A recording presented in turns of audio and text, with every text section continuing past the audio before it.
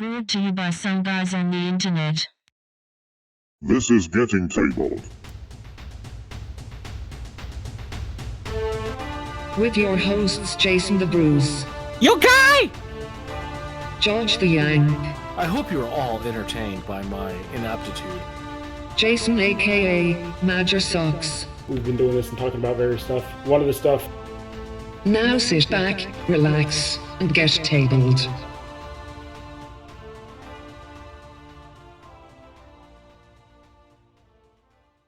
Hello, future people, and I'm back with your host, Jason the Bruce. Hello, folks. Welcome. And down below us, right next to George there, we have the main man, Major Socks. That's right. It's good to be back. And George, it's good to have you back too after a couple of hiatus weeks. Life needs to stop being... Yeah, exactly. Life needs to stop being stupid, and yeah. George is just slack. Oh, How is Woody doing? he's doing good. He's being obnoxious, so... Well, Yeah, that's he's, what dogs usually do, right? Yeah, no, he's out and about. He's peeing on things. He's begging for McDonald's. So he's just like George. yeah. No. I can go buy my own McDonald's, so I don't need to beg for it. Okay, fair enough. I also don't lock myself out of my house when I go get the McDonald's either. Neither do I. I wasn't at McDonald's. I was at a cafe. No, Close when enough. you locked yourself out, it was McDonald's coffee is what you had. Was it? Oh, okay. Yeah, I think Yeah. it was. This is like months ago. I don't remember. Anyways. Well, I remember it so that I can still give you crap for it. Well, I have a life. I remember more important things. Newly received or noteworthy information, especially about recent or important events. All right. Major Socks is probably excited about this. Oh, yes. As you can see in this part of my corner picture is all my company hero stuff. And the second edition of their Kickstarter will be starting on the 27th. So 3 days from now, Yeah. it should be up. So we'll be covering it more in detail next episode. But the link that Bruce has pulled up is all the new commander cards that they have tweaked a little bit for all the factions. Point adjustments for in terms of your experience points for upgrading your commanders through the areas, as well as some of the other additions. But I posted in our Facebook group chat all the actual items that will be seen on the Kickstarter. So there's going to be a new 2-player core edition.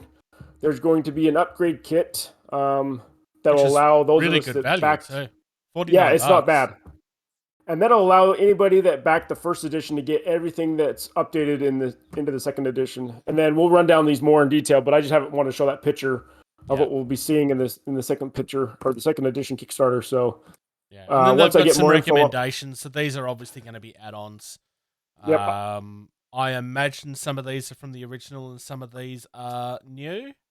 So the terrain packs 1 and 2 are original Yep. Kickstarter. They've updated the terrain pack 2 a little bit to make the buildings a little bit more different, to make the the infantry trays work a little bit better with the terrain packs, the buildings themselves.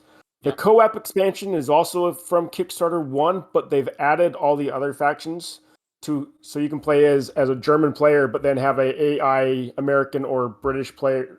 But then they've also updated the AI system a little bit as well. Terrain Pack 3 is brand new. The Legacy Map Pack is brand new. The Lost Brigades is brand new.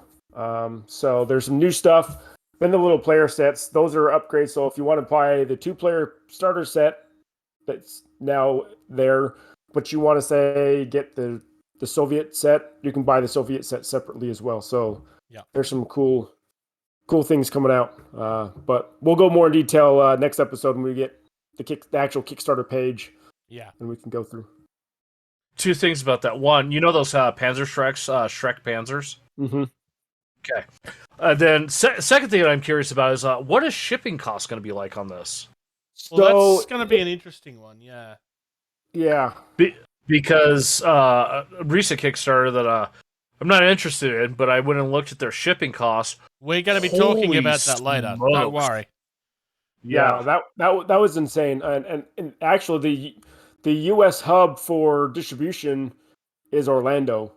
I could pretty much drive and go get my stuff if I could, but because that's 2 hours away from where I live. I won't be allowed to, but that's where the U.S. 2 hours of driving, if you have a good and economical car, is way cheaper than what some of the shipping costs are. Yeah, exactly. So I don't know what the shipping will be like. Once I find out from the pledge manager, we can definitely go into that a little more detail and kind of compare what I know what we'll be discussing here later on. Because when I saw that was ridiculous. So the rest of the world is paying the same prices that we are. Yeah. Yeah. So I will just say this though. I love the time that this company has taken into like the storage trays and everything, so everything just fits and is clean. Yeah, I mean that is. And to be honest, this is very quick for a second edition to come out too, because the first edition came out right in the middle of COVID. That's when the first edition was released and actually sent out to the backers. So they had a lot of pain with COVID production and stuff like that, and then the shipment. And so it actually came out right before I moved down here last summer. So to have a second edition and a lot of the second edition feedback came from the players that got it and then the company itself. So I'm excited to see it all come out here in the next little while. And then they said shipment delivery will be next year. So, yep. So, all right, moving on. First things first, we finally have our new dates for Mini Extravaganza. So it's now going to be taking place from the 14th until the 16th of July. For those that may have missed my last episode, it was delayed because a couple of their staff came down with COVID. So it was delayed for good reasons. But they continue to tease things. Yes. Yeah. And we discussed a lot of those last week on Star Wars stuff. True. But now we got some new MCP stuff. Yep. So on the MCP front, we have Crimson Dynamo and Dark Star. Crimson Dynamo I am familiar with. I'm not super familiar with Dark Star, honestly. It rings a bell, but I can't finger on it off the top of my head. Yeah. Really nice looking minis. Still very much in line with everything else that they've been doing by the look of it.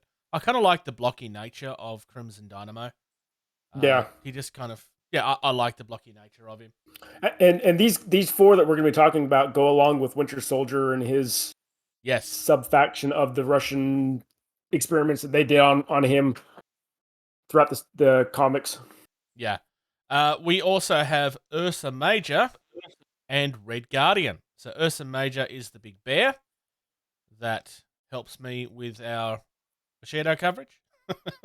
Yeah. Not really. And Red Guardian is their version of Captain America, basically. It's the old guy that was bragging about having a fight with Captain America in the Black Widow movie. Cold War. Yeah. So I will say this, having seen a few incarnations of Crimson Dynamo, I am pretty okay with this one just because some of the other ones were really phoned in and really terrible looking in the comic books, in my opinion. He has been I think for a long time, yeah.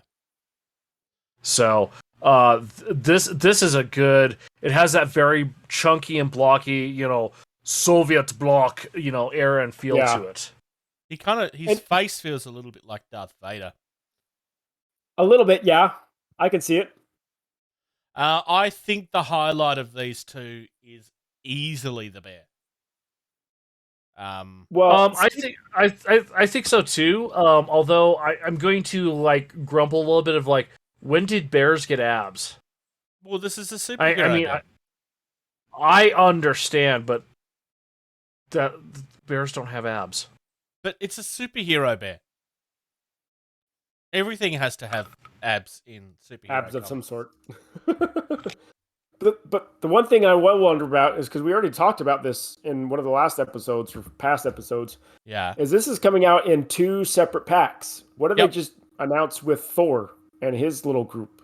A full box set, And so it's interesting to see that they're And I coming think- out with 2 separate box. I think we're starting Sets. to see why. It's because so all of the older stuff is clearly going to be moving into the larger boxes. Yeah. So that they can continue doing the two. The thing we were talking about last episode, Well- just for George's, because he wasn't here. Yeah. Their Thor set is coming out as As a one 4-pack. box, 1 4-pack. and our reasoning for that was we suspect it's to help with shelf space. Shelf because space. There's just so much of it. Well, I'm going to argue that it's going to help for pushing more through retail and making more money. Because if you look at these, the MSRP is $40 a box, right? What's the 4-pack on Thor? 80? Something about- like that. It's like slightly cheaper. Okay. Yeah. It's a Right. little bit cheaper. Okay, so now here's my argument. What's going to be more popular, the Thor pack or the Soviet stuff? What's going to move faster? The Thor stuff, probably. So if you 4-pack it so that everything has to be picked up for a higher amount, that's more money in the pocket. It also refreshes the line a little bit. But moving on, there's a little small company called Games Workshop I wanted to talk about because they have some dwarves. Never heard of them. So many times we've talked about squats, and they're getting closer and closer. We're still earmarking that we suspect that these are going to be for the November release, but we got a little tease of more of what's coming.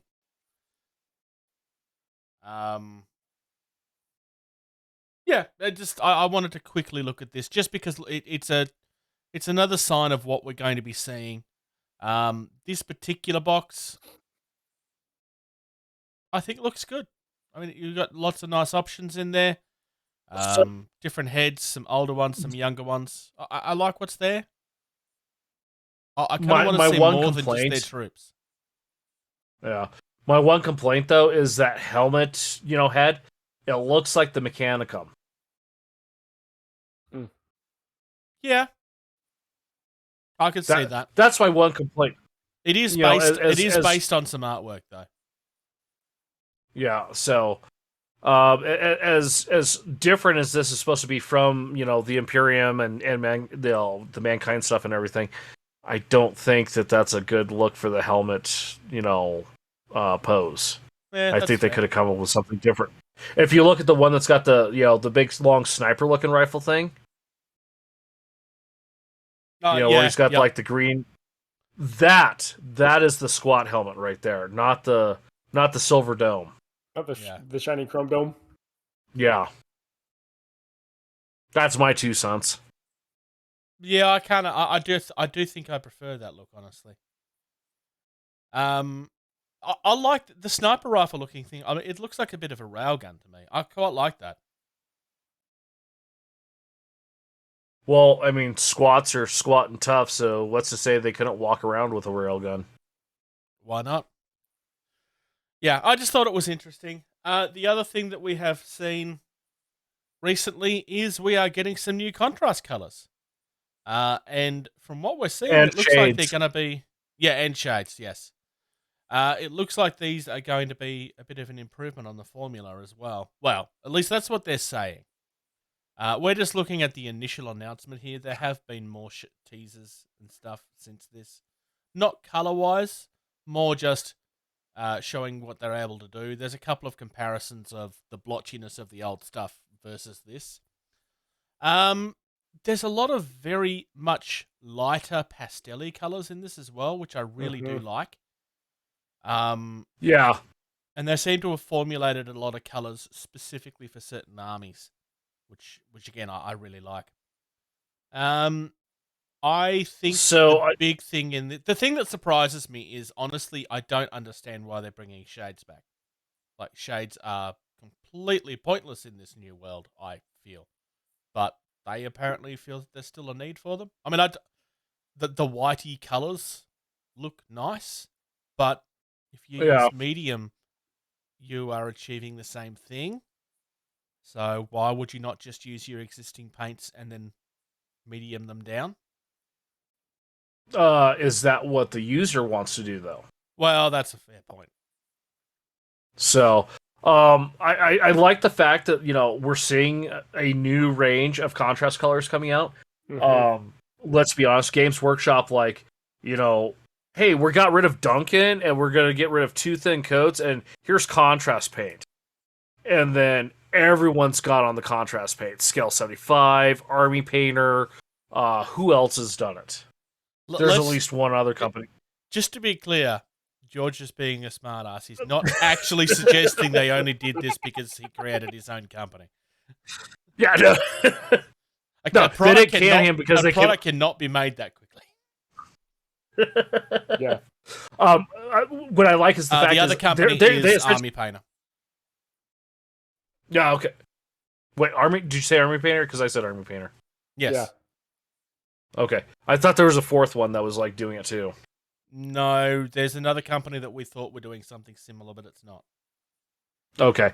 But anyways, essentially they've started this whole contrast, paint it once and you're done. Like, you got, all the stuff. And I like the fact that they're trying to stay relevant by coming out with new stuff instead of like, now this is going to be our product line for the next 30 years, so deal with it. Mm-hmm. Do we have a release date on this? I'm not seeing it. Not at this stage, no. Not at this stage. I suspect it'll still be a couple of months, but that's just me. I'm literally guessing. Down the bottom, we also get like a talk of a new spray paint, and about how it's been specifically designed and two things. Apparently, the new White Scar looks white, and the old White Scar looks yellow. I'm sorry, Games Workshop, but that's a terrible advertisement. Look, well, no. The way they're showing it is like the old white with the new white, the old yellow with the new yellow. Okay, never mind. In regards to this, I'll believe it when I see it. Their White Scar has never been good. It's always been garbage. If it does perform like the Wraithbone, like they're saying, then it's a good thing. I would still argue that spray paint is not the way to be going. You're better off with an airbrush. But that's my opinion. I found there are people that'll hate me for it, but I found the company Uncle at too. I'm interested in getting some of their matte primers and trying those because holy cow, those worked great. Well, at least their gloss black did. Yeah. So, although it gets you high as hell. That's why you're supposed to use it with a high ventilated area. I did. I have an exhaust fan, and it still got me high. He missed my pun. Yeah. Oh. Disappointed. All right, moving on. Move away from Games Workshop. We have some stuff being teased for Malifaux.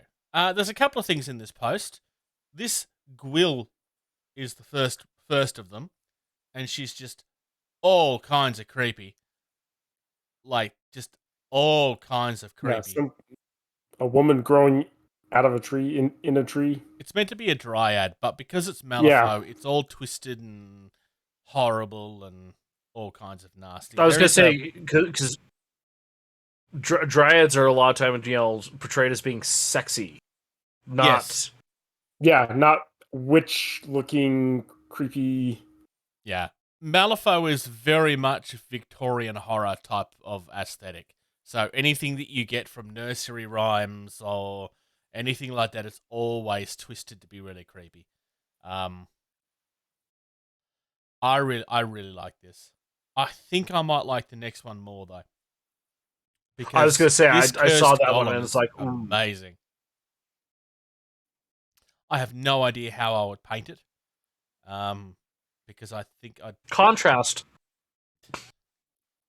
I think I'd want to paint new it up GW stuff a little different. Or actually make it look like it is actually cursed. I really, really like this. It's really cool. I don't know. It's very different from most rock golems that I've seen in the past. I really, really like it. So that's the two main ones. I mean, there is a few things down on the way they're talking about competitions and stuff, but we weren't here to talk about that. They do actually show off both of their cards. So we'll have the link for these in the description if you want to look at them. Both of them look like they're fairly low cost-ish models, so should be good.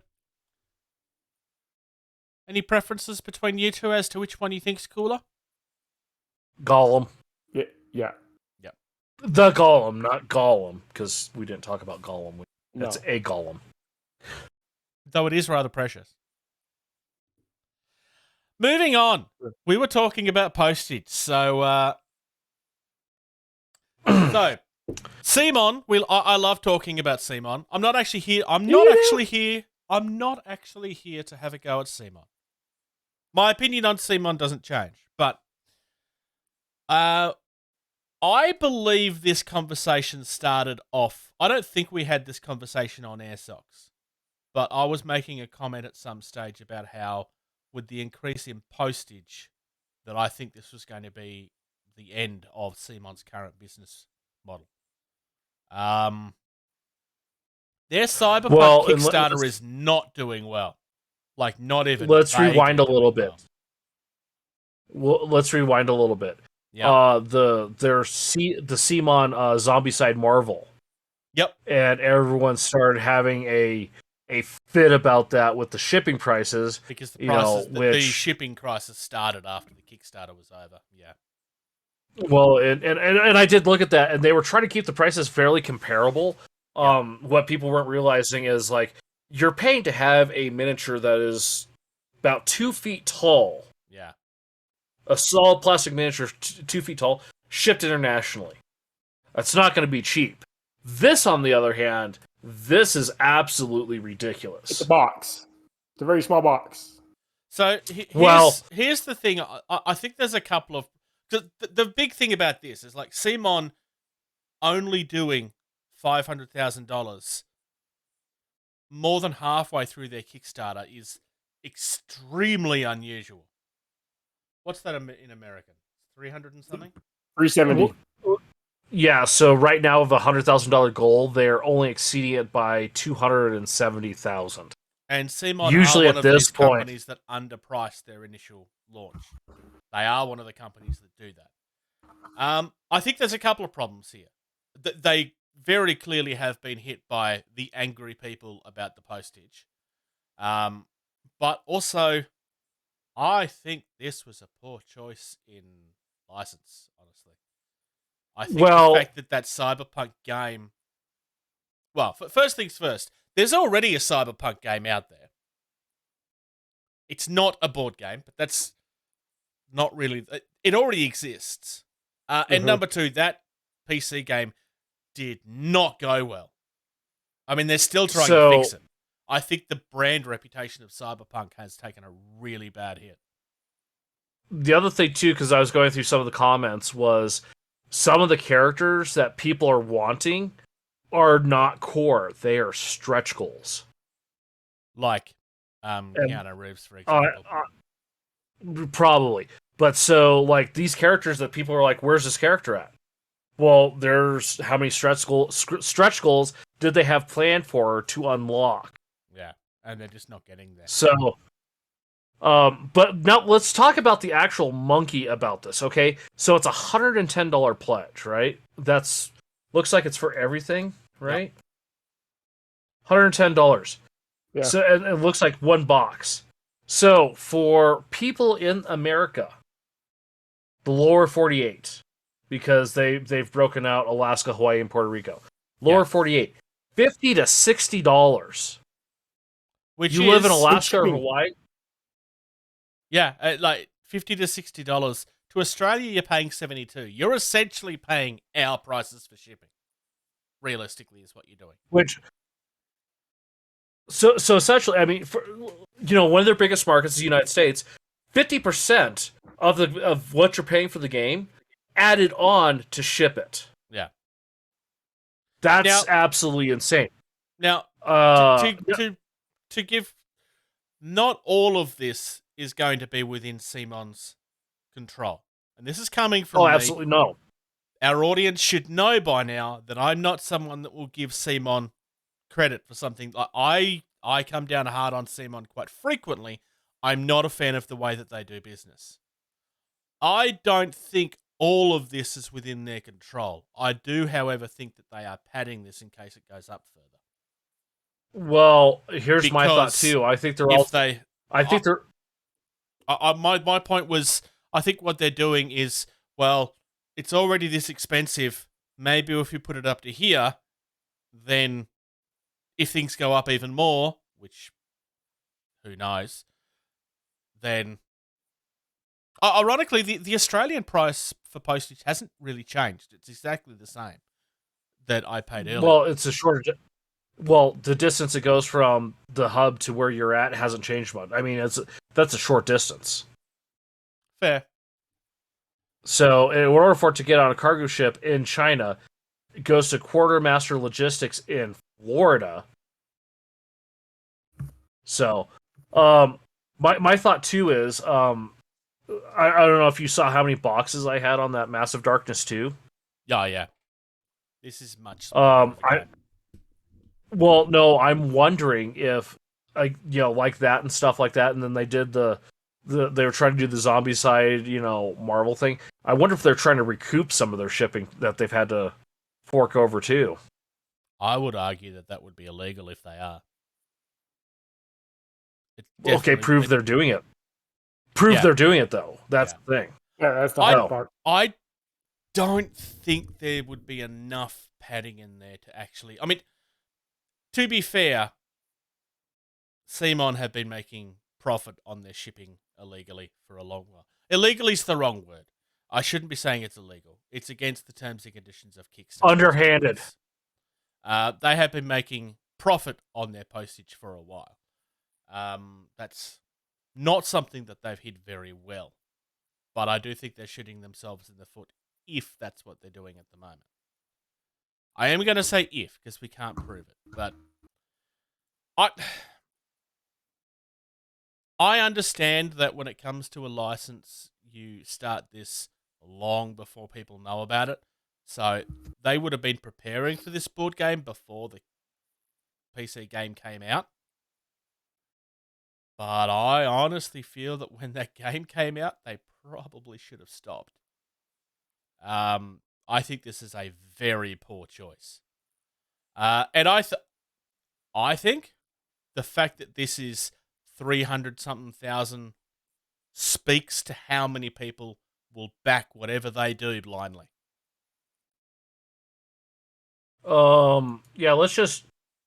But, it's not performing the way their stuff performs. No, what I'm saying is... Well, I'm saying I'm surprised it's as high as it is. A lot of this... A lot of that 370,000 came in the last 2 days. I'm surprised it's that high. Honestly, I am. And I think it's because the news of how bad it's been doing has gotten out. After the first day, it barely got over $100,000. So this has tripled in 2 days. Yeah. It's only been up for 4. I'm just going to say, put this in comparison to Masters of the Universe. They wanted 200, so twice as much. Yeah. And they hit 2 million. This is also a very short Kickstarter window, too, because of the size of the game. It's only I think it's a 14-day window, so very small window, too. Yeah. So they're 4 days in. They've still got a while to go. I would be surprised if they hit 1 million at this point. Normally, it would be running away by now if we were going to get up towards that. And again, like, although it's very easy to point the finger and say, hey, well, maybe this is something they deserve. I don't think as much of this is in their control as what you guys think it is. But the big thing for me is that if this is happening with the small things, can you imagine what it's going to be like the next time they try to do a Zombicide? There's no way that they can continue with the way that they've been doing business. It's just not going to be viable any longer. They are going to they're going to have to start doing it another way. They're going to have to go to retail. They're not going to have a choice in the matter. I mean, these big box games in the current shipping market, they just can't happen. not big box. They're going to have to go back to a retail marketplace. I don't think they have a choice. And quite frankly, they have the money to do it. They are a huge company with huge pockets. And I'm just going to... I know I said I'm not going to do it, but I am. They shouldn't be on Kickstarter to begin with any of their products at all. Yeah. Cmon do not belong on Kickstarter. They need to get off it. Yeah. I think another game the size of MD2 Masters of the Universe, I wouldn't be shocked if you're like, oh yeah, this is going to be $150 to ship you in the US. Yeah. The next time they do one. Which I think that's really, really going to put off a lot of people then. Because, I mean, what can you do for $150 of something getting to your door? Mm-hmm. You could buy a very large chunk of a Warhammer game. You can go on Amazon and find it. Yeah, you could go on Amazon, find a real retail copy of something, and have it shipped for free with your Prime. Yeah. I'm not going to sit here and say that I think this is the death knell for their business practice, because, I mean, Cmon are fine. They're not in trouble. But the fact that this is not performing as well as, let's be fair, they very much wanted it to. And I don't think all of this is the shipping. I think the license is part of it as well. But I think this is a sign that they need to reevaluate the way they do business. It's not going to work anymore. Yeah. So, next, another company spent some time on Kickstarter, but not this. Steamforge Games have got 2 more gods for Godtear. Yeah. Expansions. So the first one is very much like, this is a Fae box with a really beautiful looking fairy. Mm-hmm. Like, she is just absolutely gorgeous. Doesn't appear to have legs, which is weird. But I do. No, she's got a leg. It's wrapped around in a little cloth. Oh, you yes, can see what looks like a foot hanging out in between one of the cloth strands as it's weaving around her foot. It looks like. Yeah, I could see it down there. Yeah, and then everything else is kind of like woody, bug-looking things. I don't know. I like this box. It's really different from most of the other stuff that they've done. Like, this is a game that I know that you've played, George. I haven't, but I know that you have played this and enjoyed it. Own it. They need to redo the rule set because there are a couple of issues with the rules. But the problem with that is, in order to the changes they need to make, you would need to do new boards as well. Okay. Because the scoring system, you'll never get to a turn 5. Yeah. And in order to fix that, you'd have to change the boards completely. So. Yeah, that's a problem. The other one that they've got here is Jack, which is another one for their goblins. Apparently this guy has a healing mechanic, unlike everybody else in the game. That was one of the big things that they were talking about with this guy. I just think he looks cool. Like, honestly, this guy looks awesome. So, what I like about this is, and it's kind of unique, is if you look at all the other sets, you have the quote-unquote god, right? And, they're this big, and the minions are like this. Yeah. He's the same size. I love this box a lot. I really like it. So yeah, I just wanted to look at those. Like, these are both on pre-order. They're new at the moment, so it'll be interesting to see how it goes. Now, I haven't played it, so I can only take your word on the rules. So I'm going to throw this out here real quick too. If we want to talk about bang for your buck, right? So if you scroll down, you got the Godtear Ascended Pledge bundle, right? You hit that, it's $350. That's both versions of the core game, which have 2 factions in the box. So there's 4 factions with those 2 boxes. Then all the other factions for $350. It's not bad. That is huge value right there. And then if I go back, there was another one as well. Fortunately, it's sold out right now, but that's a good. Yeah, still a good deal. Because it's a good value. So we were talking about $150 for postage, For 130, you're getting the Chosen Pledge, which is both of those boxes, and then 5 of the smaller ones, which is just in like that. It's just insane. And by the look of it, they come with foam on the inside of their boxes. It's a injection molded plastic. It's injection molded. Not injection molded. It's a vacuum molded plastic.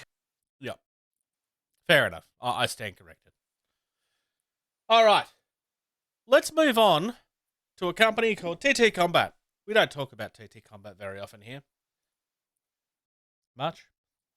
All right. We've got another preview. A guy named Dave and Louis. Yep. Louis. Louis. But they're the same. They're the same person. It doesn't matter. Right. Okay. Halflings in space. Halflings in space. So, the first thing I'm going to say is, someone needs to take some of these, and they're just like, oh no, this is my squad army. These are my squads. That's totally not what they're aiming for. Look, they're halflings, not dwarves. They're totally not aiming for that. No, yeah, that is very clearly the direction that they're going. So yeah, we're getting a little bit more of a preview of what we've been expecting from this. This is their next Kickstarter. I don't know if we have the date for the Kickstarter. I want to say it's either the end of this month or the beginning of next. I don't remember. But the actual, like the big thing for this is they've got a technology to actually recycle their resin when it's been miscast. So industry thing that like this is actually kind of this is cool. Kind of a big deal. So if they're casting a behemoth and something went wrong with the cast, normally that would go in the garbage because you couldn't reuse it. They can now grind it down and include a percentage of that inside a new cast to fill up the gaps and so forth. This is like that is something that's a very clever idea, honestly. It's what Kit Kat's been doing for years, so. I think my favorite thing of this is the air support thing. I just think that looks really cool. I mean, the tank that Dave designed is cool too, but I really like that air support. Just it's so different. So those engine nozzles look very similar to what the PHR have on their drop ships for Drop Zone. Yes, because they have this. They stick out the side just like the PHR drop ships do, and so that we talked about that tank, how it kind of reminded us of kind of the resistance style of Hodge. Slap some armor to the side, big bulky tank. So I agree. I like the scopes of those air support units too. So thanks for the good job. The tank kind of reminds me of a Layman Russ that's been down. Yeah, from World War One. Yeah, that too. No, I'm a Layman Russ. Yeah, but he's not a 40K person. No, but you look at the early World War One tanks. Oh yeah, you take off the turret, and from Last Crusade. Yeah. So you take off the turret, and you pretty much got a World War One tank sitting there as well. So yeah, I could see that definitely. We also have some new terrain that's coming out, and some of this looks pretty. TT Combat makes terrain. I know, right? Lots of it. The big one I want to look at least first is the fortress, because this thing, the value in this box is insane. So this is on a 3x3 board, and it's taking up most of the table. It's huge.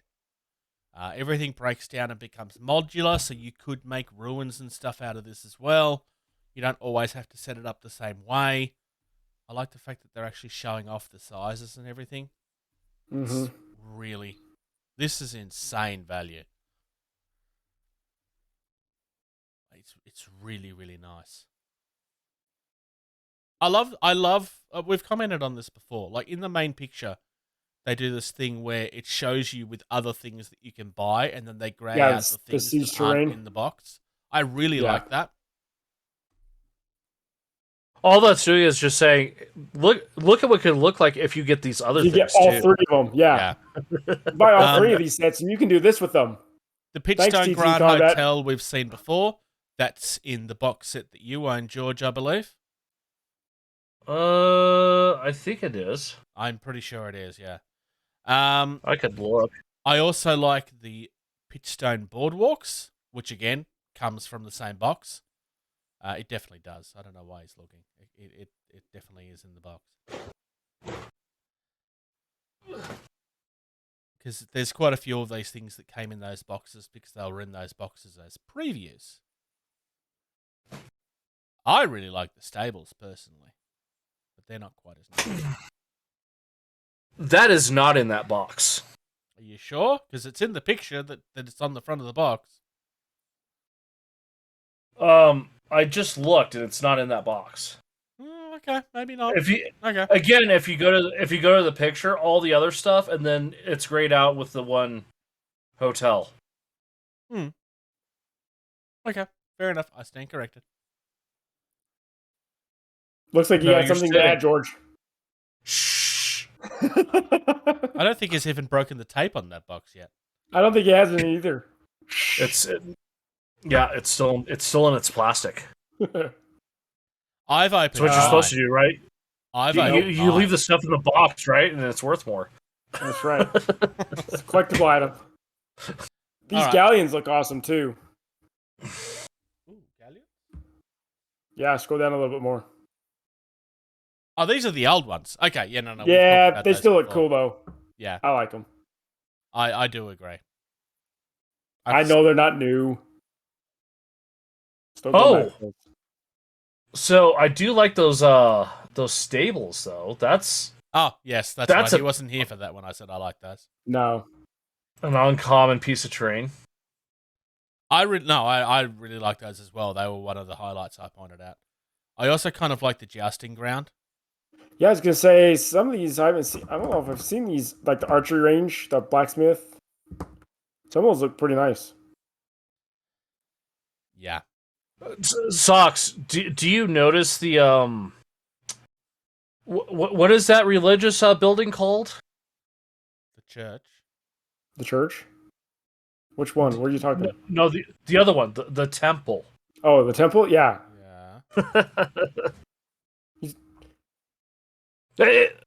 Socks gets the joke and the irony. Yeah, I do. It's based on my religion. The temple is? Well, my religion has temples all around the world. Oh, okay. So he's just talking about the Like, temple to, there. to me, it just looks like a church, but yeah. It's a medieval temple, but it's not the right Right, yeah. type of temple. But to be fair, According to my the religion. architecture on those things is amazing, though. Yes, I will agree. All right. Ooh, there's an archery range even? George is like 2 minutes behind our conversation, like constantly. Socks pointed that out Well- like 2 or 3 minutes ago.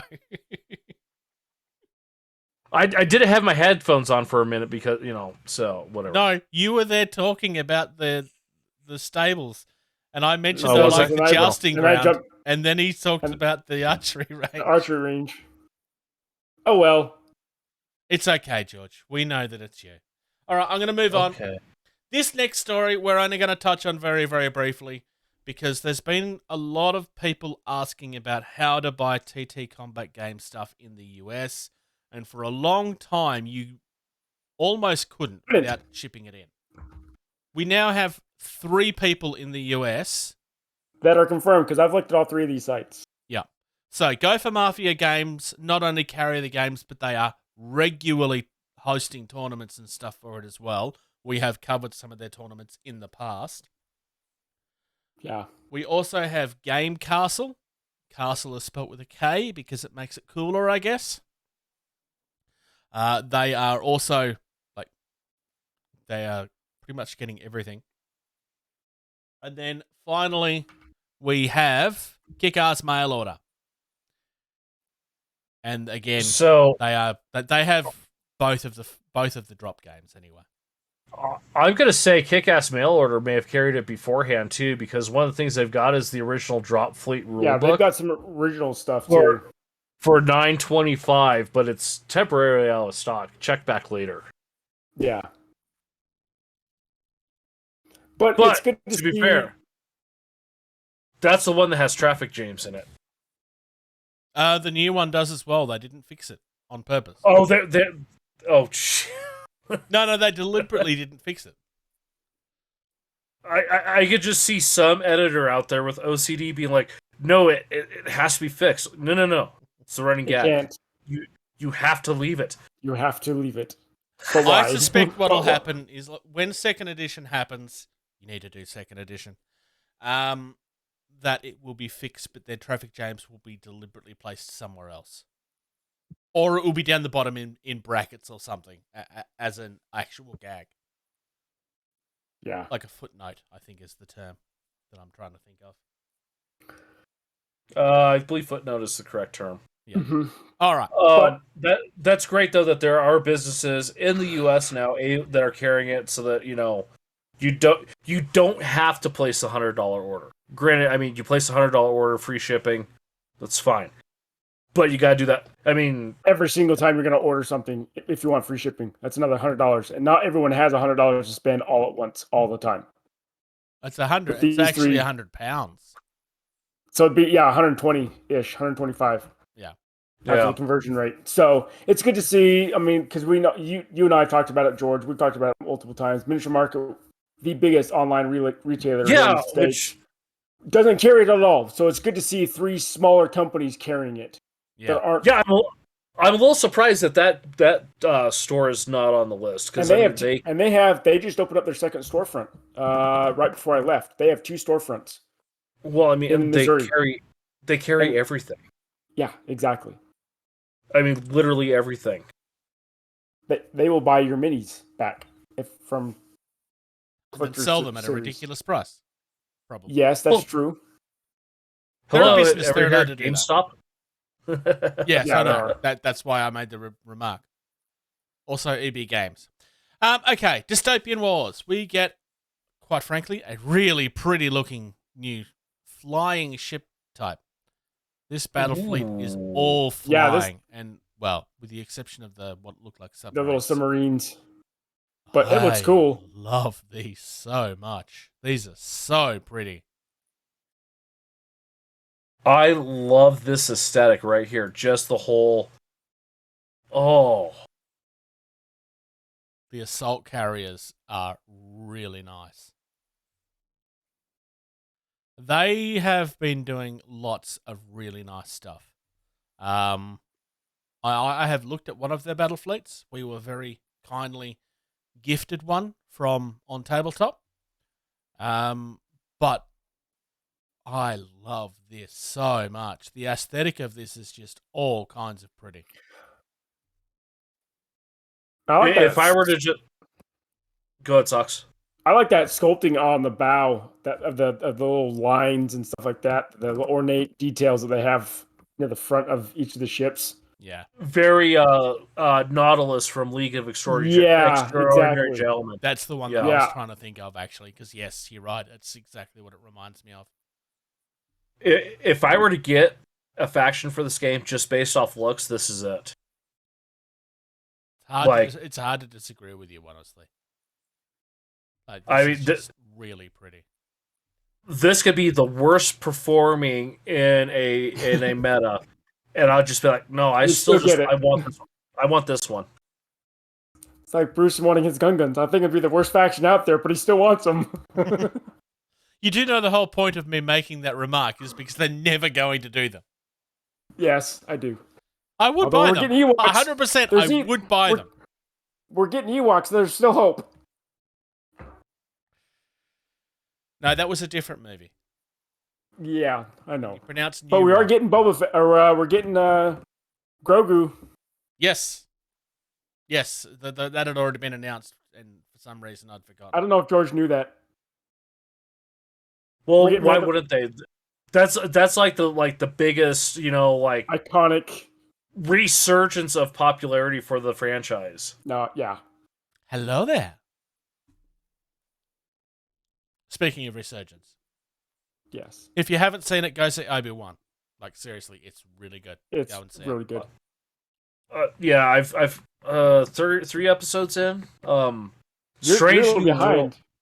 Strange New World has obsessed my life. So Go see Obi-Wan. All right, moving on. We've also got some very pretty terrain, and Yes, I like this like train too. seriously, this is gorgeous.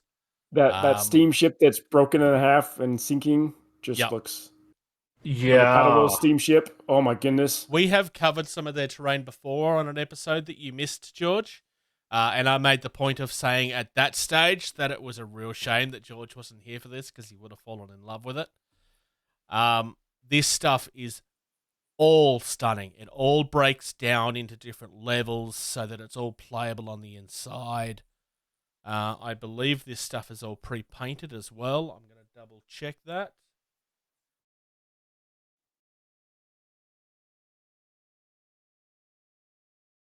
Yes, it's all pre-painted. So I'm just gonna say, the paddle wheel steamship is the most American thing. Like, Yes. go anywhere else Wild in the world, Wild and West. you will never see that. It is Nope. the most American thing ever made, and it looks so amazing. Just reminds me of New Orleans or the Mississippi River. There's just all those stories of the paddle wheel going up and down the Mississippi River all the time, the Civil War days and stuff like that. Wild Wild West Exodus just screams as this piece to have on the terrain table. Oh yeah, for sure. I mean, I would argue that this box is worth it for that alone. I mean, it's a £110 box, but that is potentially the sexiest looking piece of terrain I have seen in a very long time.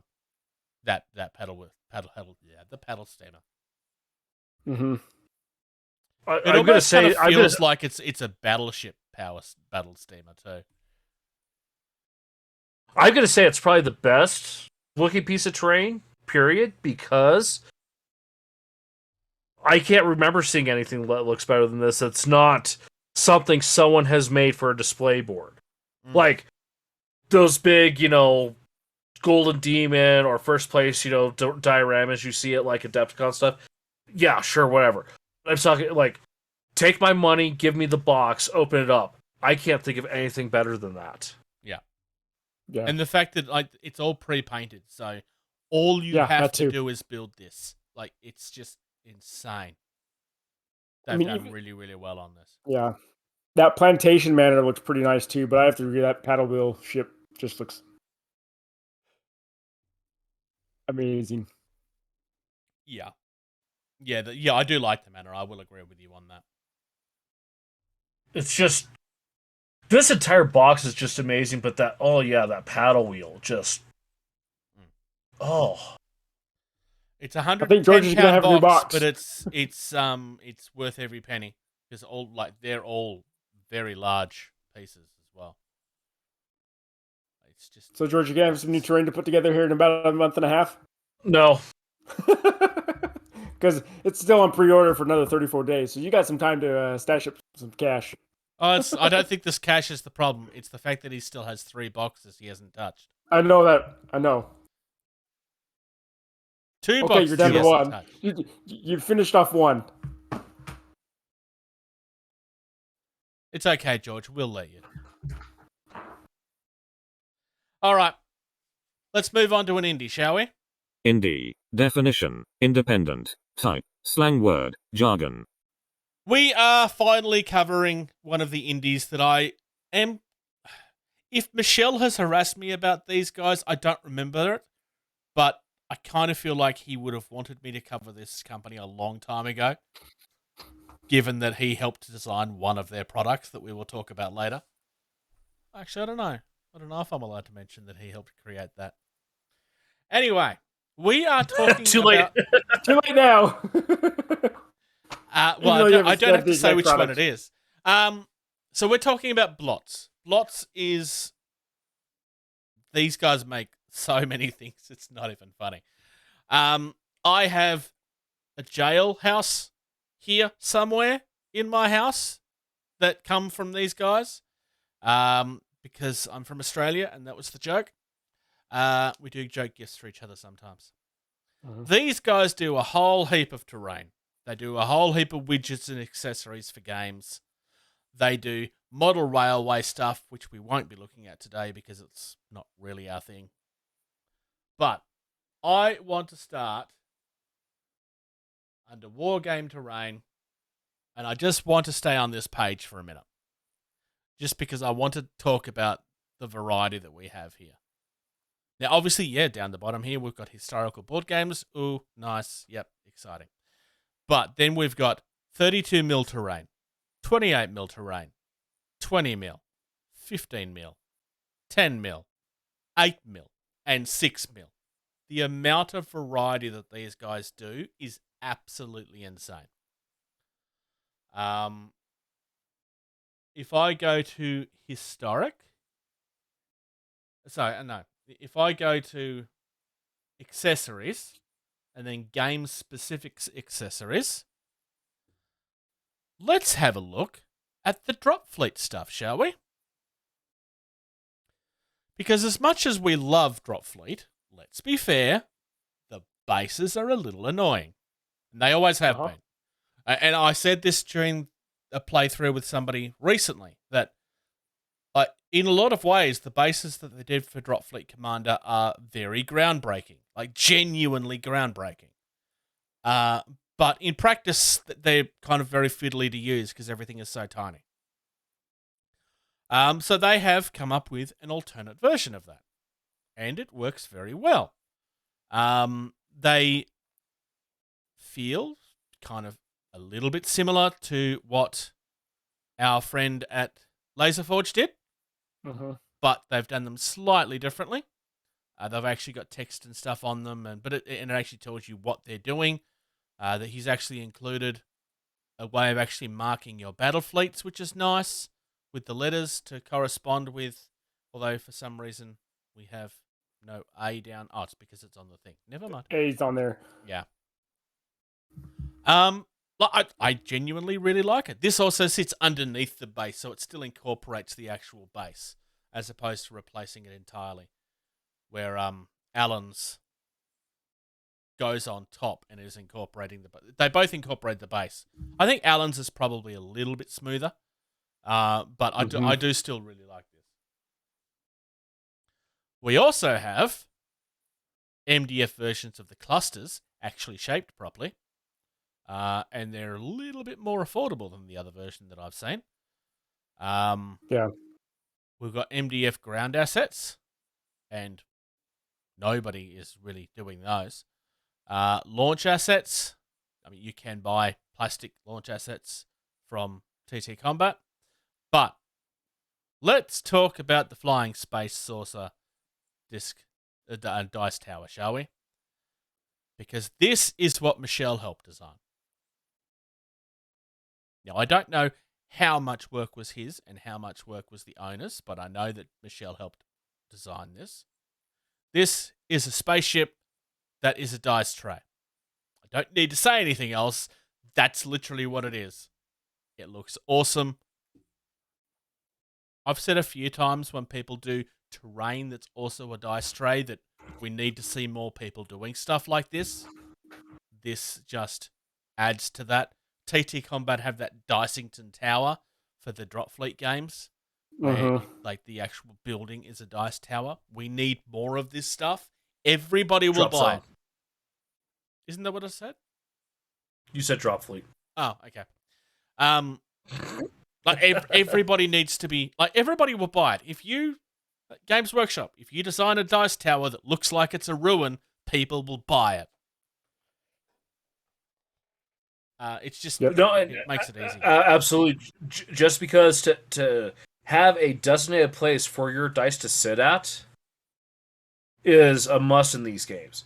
Yeah. And if you can have that in the middle of the game board where you're playing the game and have it, in infantry systems to where it's like it's all random, it's not like someone's like palming a die or something like that and dropping it flat, and just it all comes out and it's all contained. Yeah. So good.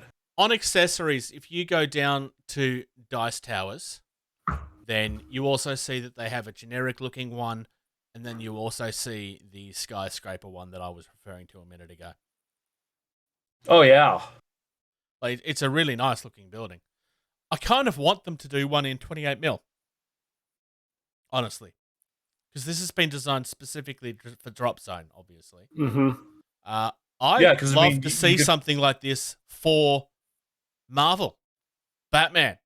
Like, it only needs to be a building in 28mm scale. It doesn't even need to be a big building, honestly. Because you're not going to be playing on the inside of it. Like, yeah, I mean, 6-8 inches tall. You wouldn't want this scaled out to 28mm because it'd be like huge. But well, some of the new equivalent. MCP, some of the new MCP terrain, that red brick building is about yayish tall. I mean, that's a good 10 inches tall, and it's yayish square, rectangular, and so that would work just perfectly. All right, so I want to look at some terrain. So I'm going to go to 28mm because that's where most of it is. And I want to have a look at the Japanese stuff. Because Bushido is awesome. Bushido? Yeah. So we have your usual temple walls, actual Japanese houses. We've got our lanterns.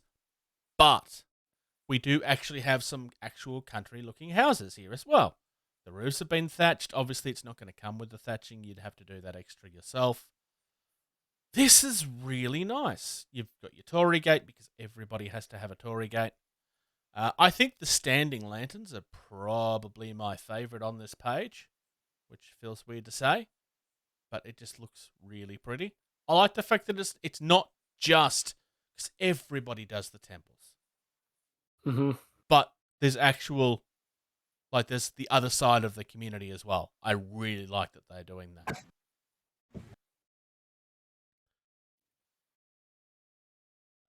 Also on here, let's have a look at some Old West stuff. I am picking things somewhat randomly, just for the record. Old West buildings works for me. Oh, that's saloon. Yeah. Yeah, the saloon is the first thing that got my attention too. These are all coming with the boardwalks, so you're not having to purchase them separately. And all of this stuff is really modestly priced. Yeah, I mean, all the Old West stuff here, I mean, with the exception of the church and the saloon, everything's under or right at like €15. Yeah. And I mean, that's or not euro, pounds. Like, there's a reason why that's going to be that expensive. Well, yeah, and then the two churches, they're like £45 each. I mean, it's like, yeah. But like everything else is $15.42. There's one. Okay, here's one that's 25. I mean, yeah. I mean, the saloon is also almost a foot wide. It's quite huge. 10mm terrain. Let's have a look at some cityscape stuff. The drop. No, let's go to this one. 28mm. 28mm? Crashed starship. This. Oh my goodness. This would be. I think this is the most excited I've ever heard Socks. This would be an awesome Legion board to have. This would be an awesome anything board, quite frankly. Dude. Yeah. That crashed nozzle. You know where I've seen that crashed nozzle before? What is it? The Force Awakens or whatever, when Rey's in that freaking Star Destroyer? Yeah. That's how it looks like. I mean, this is... Yeah, and then you got the shield bubble, the radar bubble. You got the part of the bow, the nose. I mean, my goodness, this would be an awesome... Honey, I think I know what I want for Christmas. Yeah, this is... I mean, this is incredible. I mean, it's very clearly a generic spaceship. It could be anything. It's definitely not straight out of Star Wars. No. It's definitely not that. Then why are there Star Wars minis next to it? I don't know why. Somebody got confused. Just a little. But is that supposed to be? Those are supposed to be the away team then, not Imperial Stormtroopers. They've just picked minis randomly. It's not supposed to be a broken up destroyer. They've just randomly picked minis, and they just happen to be Star Wars ones. Did you see the superstructure at the bottom there, Socks? Yeah, I did. That Yeah, is I did. totally a bridge from the Star Destroyer. Oh my god, that is so cool. Yeah. I don't know what you're talking So- about. It's totally generic. Oh my goodness! I think we've had. I got to show this because I think we just found a new terrain piece, or terrain board for one of our tournaments in the future. Yeah. Like I Dude. said, these guys have some incredible stuff. 10 mil Cityscape Modern. Just very quickly, I want to look at this. The last one I want to look at. And we're just going to very quickly scroll through. These are all 10 mil buildings, which is the scale for Drop Zone. And they look really nice. Getting detail in buildings of this scale is actually really hard with MDF. But That they've done- Ferris wheel looks awesome. Yes. I really like the Grand Hotel as well. That Ferris wheel might be the best thing on the page, I think. I mean, being There's able also to a do fast something- food diner that's definitely not a KFC. It's definitely not a No. KFC. Don't look at it. It's not a KFC. Actually, it's a lot of things. You could say it's a... Depending on what colors you painted, it could be a lot of things. I clicked on the wrong thing. Did you click on the bits? 10 mil bit or Cityscape Modern bits? Yeah. I also like the car park. The car park's quite nice. I mean, car parks are boring, but it's quite a nice feature. I mean, look, they are boring buildings, but on a table, it makes a lot of sense to do something like that. Yeah. The dice tower that we were talking about earlier is on the second page, along with a really nice looking petrol station, honestly. I still think that Ferris wheel is the highlight, though. That Ferris wheel is, I think, easily the highlight. And if you go back to when we had Lewis on, he said that, just shrinking something down from 28, doesn't make it 10 mil. No. You have to completely redesign it.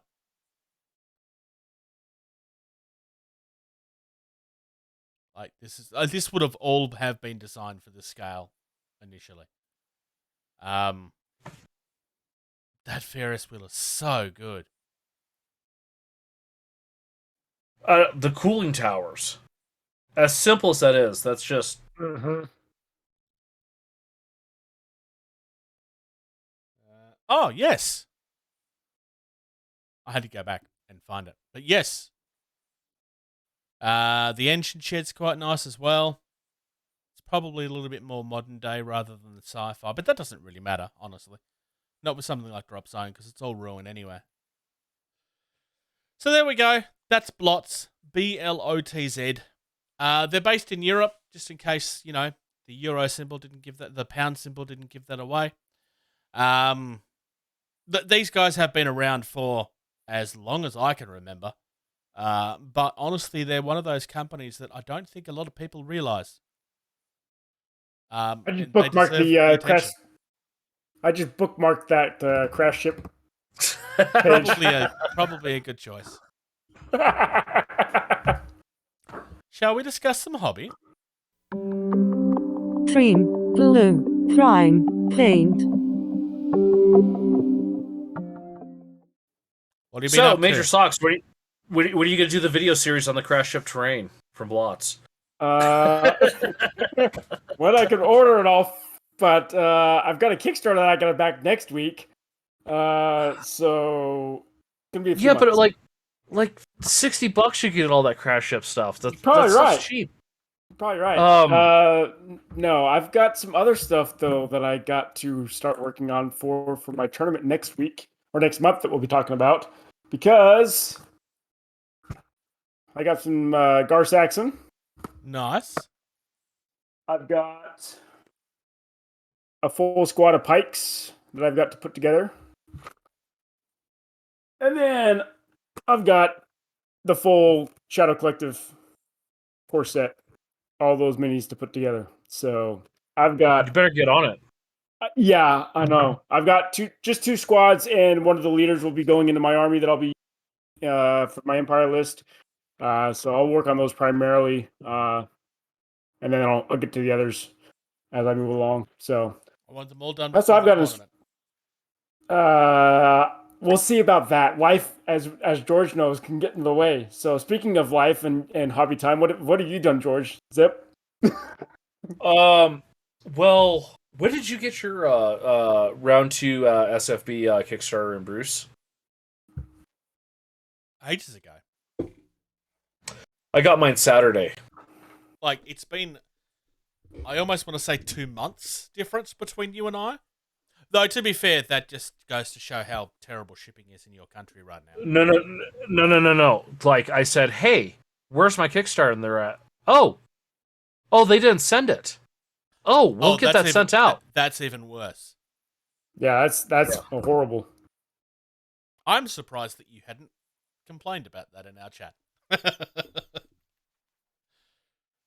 Yeah, that's unacceptable. I don't want to complain anymore about Mythic after all the complaining I've done about Mythic, because to be fair, I have asked you several times if it's arrived yet for a reason. You probably should have been reaching out to them already. Not that where's it at? Check it out. This is how past due hell is. Yeah.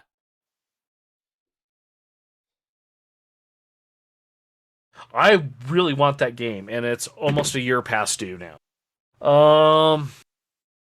I did an unboxing. I did 2 unboxings, so... Yes. 1.5 of which are currently public. There's still 3 videos to go. 3? Maybe 4 videos to go on your Massive Darkness. Yeah, and then, of course, the Redgrass one that we kind of did together because we got it at the same time, so... Mm-hmm. I'm quite proud of that video. More people need to go and watch it. Yes, I feel like I did a better job than I normally do on that one. The video quality is definitely better, yeah. Adding the wait for you to watch it definitely helped. Yeah. But that's about it for me, yeah. There's a lot of what I've been doing up to that I can't really talk about, and I'm kind of vaguely talking about, like, there's certain models that you and the Patreon have seen, one of which I dropped last night. I have to rebuild it. I have also been doing a little bit of painting, not too much. The thing that I'm vaguely talking about is I'm working on a project of my own that I'm not quite really ready to talk about publicly yet. But our Patreon are getting videos behind the scenes on the work that's going into it. So, because I want to get it to a state where it's testable within the next 12 months. That is my current goal. So, which I talk about in an exclusive video for our Patreon that went up yesterday? Day before? I don't remember. But yes, I have been doing a few things, but it's kind of been a little bit of everything. What are you pointing at? Well, just in general. We did, you and I figured out, and then we found out Major Socks can partake in this. We found out that some of our favorite games that we've recently gotten, we can play them on the Tabletop Simulator, which, shame on us for not knowing that sooner. So, I'm looking forward to, when we can all sit down for a couple hours and actually play a game together. That would be fun. George and I decided to play a game of Nemesis, which was challenging over a camera. I managed to pull out the Queen in the first encounter, and then it was just a matter of time until we were all dead. And then I found the nest, my next turn, and then 2 turns later we died. And it was the nest was right next to the escape pods. Escape pods. Yeah, that's funny. So a lot of fun that game though.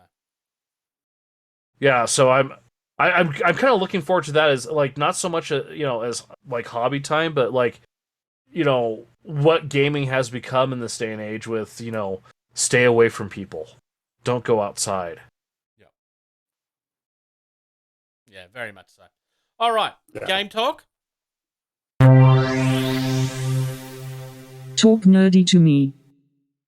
Today we are looking at the Shaltari.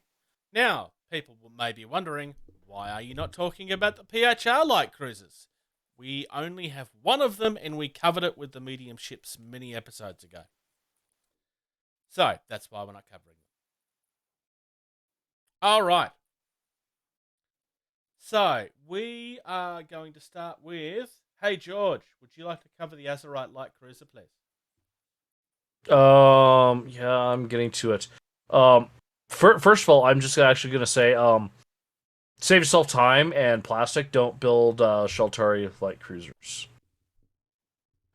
That being said, the Azurite has a scan of 12 inches, a signature of 3/16, that is shields down, shields up, thrust of 12 inches, hull of 7, armor of 5 up, 4 up, point defense 6, grouping of 2 to 3, tonnage of medium, special, vectored, meaning you can turn in the middle of a move as part of the ship. You don't have to go in a straight line. That's about the only cool thing about it. This ship has the disruptors, which is the average weapon. It's a 4-up lock, 6 attack, 1 damage, front narrow arc. So the vectored ability is really handy there with that front narrow arc. Then it has a harpoon cascade, which is also a 4-up lock, 3 attacks, 1 damage, front side rear close action. George has opinions. Yeah, 70 points apiece. So look at 70 points apiece. Minimum 140 to 210 for a squad. Yeah. So, the reason why I call the disruptor the average weapon, it hits on a 4-up. How many fleet mainstay weapons hit on a 4-up? Yeah. Most of them. Right? A majority of it. So, technically, you could call this the fleet mainstay weapon, even though it's only on like 3 ships. Yeah, fair. Don't build it. We also have the Shaltari Aquamarine. So this is 70 points each. You've got a scan of 12 inches, signature of 3 or 16, so that's shields up, shields down. Or shields down, shields up, rather. Thrust of 12, hull of 7, armor is 5+, 4+, point defense of 6, grouping 2 to 3, medium tonnage, and it's also vectored. These have gravity cells, which are a 2+, 2 attacks. Coils. Oh, sorry. 2 attacks, 1 damage, front narrow, and it's Impel 2. Right. Yeah, so Impel.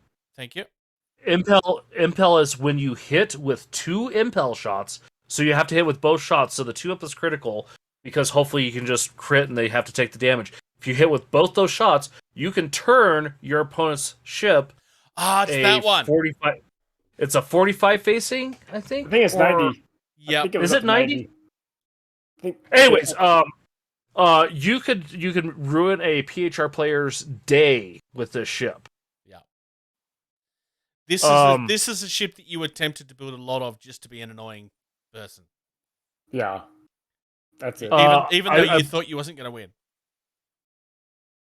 I was super tempted to, and then I looked at like what I actually need to like build the ships. I'm like, I won't be able to build any like regular like medium or heavy cruisers. Forget that. It also has a harpoon cascade, which is a 4+, 3 attacks, 1 damage, front side rear, and it's your close action. So again, you're looking at a minimum cost of 140. The light cruisers for the Shaltari have never really gotten anybody's attention. I know that's going to be new information to new players, but yeah. Well, we have a patron that's been building Shaltari fleet, and that's what he destroyed me with in our game last week. But yeah, light cruisers are not worth it. Yeah, the Aquamarine is the closest one to it because with this ship and the battle cruiser are the only 2 ships with the impel weapons. Yeah. The impel weapon, in my opinion, is kind of like the particle lance. It's like, whoa, that's cool, but there's so much better stuff you could do. I mean, you take a regular, amber cruiser and get 8 shots, for roughly the same points. Now, I mean, like I said, you could be that guy, and I was almost that guy, and you could take a PHR Dreadnought and turn it around 180. I think that could even make someone like Major Socks grab the table and flip it and walk away. Especially if, he's been working on 2 turns of, getting into the position, and you're like, you're going to go the opposite direction now. It would be a lot of fun, but it's something that you'd want to do in a fun game, not a competitive game. I competitively, I don't think it could work competitively. I think it has to be just something fun. My idea for doing a bombardment PHR army, or fleet, sorry, is something that it could work. It could work, but I don't think competitively. I mean, I think it would work great for wiping stuff off the board, but I don't think it would be effective enough to be competitive. Same here. You've got way better points to spend elsewhere on a Shaltari fleet. The little centerpiece is what makes it the light cruiser. Don't unclip it from the sprue, just leave it there. Yeah. Some bad news for Shaltari players in this one. There's nothing in this category that's worth your time. All right, moving. And the ships that have the other weapon, it's the mothership and the fleet carrier. Those are the only 2 other ships that have that weapon. Ah, okay. Everything else is better. Yeah. All right. Upcoming events? Tournaments, demos, conventions, that kind of stuff. World Model Expo is really, really close at this point. 1st to the 3rd of July. Tickets are still on sale. It takes place at the NH Eindhoven Conference Center in Koningshof in Veldhoven, Netherlands. WME2020.com if you're interested. Socks, talk about your tournament. Well, your friend's tournament. Yeah, so my local game group down here in Tampa Bay area, Florida. My friend Jordan, he is part of Luminous Gaming. They are holding a tournament, Star Wars Legion tournament, Critical Hit Games in St. Petersburg, Florida, 23 July. And then it's also a monthly recurring tournament. And so we hold tournaments, we're trying to hold tournaments here at the store on a monthly basis. And it's actually been doing pretty well to the point where the store owner is wanting to try and become the local store for Atomic Mass Games to hold their regional tournaments and stuff like that to help players move on to Worlds and stuff like that. And the TO that puts this on also got invited by the LVO tournament organizers for Legion to go out and help judge next year's LVO Star Wars Legion tournament. Nice. So we are thinking about having him on as an episode. I'm discussing that with him just to kind of go over how to create tournaments in your local area, how to find a store that's willing to support you in your areas, because we have a great community here, but a great store owner that's willing to host it every time we want to do it. But then also, how do you go out and gather funding or prize support options? So hopefully next week or in a couple, he'll be on and we'll discuss it as a one-off episode. So in the details, but. Yeah. Unfortunately, this tournament is full already, but for those of you that are local areas or whatnot, come out. You can learn a lot of stuff here as well. So, but look forward to follow to to future tournaments. Exactly. Yep. Gen Con, August 4th till 7th. PAX West is September 2nd till 5th. PAX Australia is October 7th till 9th. And PAX Unplugged is December 2nd till 4th. Hey, George, go through our stuff. You can find our stuff on Patreon, www.patreon.com/GameTable. If you become a Patreon, you get early access to the content we create video-wise. It does help us out. It helps us with the bills that we do have to pay, but it does help us. Facebook.com/GameTable, that's where we make our presence known. This is where we share pretty much everything and anything we do. YouTube, you can find us on YouTube at www.youtube.com/gettingtabled. That's where our channel is. That's where our videos are. That's where you get to see this and that and that. YouTube. Yeah. And then we've got our email, gettingtabled@gmail.com. You got questions, comments, concerns, want to know something, shoot us an email. We'll try to answer it. Then we got Twitter is @gettingtabled. Instagram is @gettingtabled. I have got a huge, massive leg cramp right now. I wondered what you were doing. I will continue on. Instagram and Twitter is @gettingtabled, as I finished saying. Gettingtabled.weebly.com is our website. Everything should be getting hosted there. I've got to update the YouTube feed on there. And finally, if you want to watch me playing video games, Monday nights and Thursday nights, 7 o'clock onwards, Australian time, twitch.tv/Jason the Bruce. And otherwise, George, do the thing. Thank you. Thank you. Thank you. Thank you. Thank you. Thank you. For listening to Getting Tabled. Music used in this podcast was created by Eric Matyas at soundimage.org.